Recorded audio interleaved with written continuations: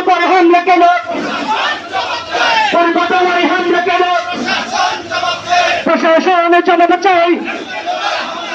এমপির উপরে হামলা কেন? লিল্লাহি তাকবীর, নারে তাকবীর। সম্পন্ন করেছি আমাদের আজকে এই বিক্ষোভ মিছিল উত্তর।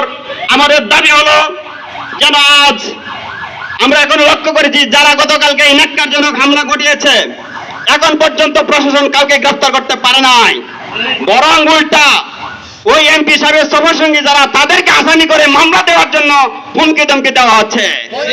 আমরা অতি লক্ষ্য করেছি ওই ইতিপূর্বে গাইরি মামলা নামক একটি ভাষা বাংলাদেশে আবিষ্কার হয়েছিল।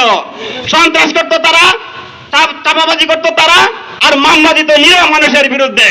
আজ আমরা ধিক্কার জানাই, নিন্দা জানাই যে এই অবস্থা থেকে আপনারা বেরিয়ে আসুন।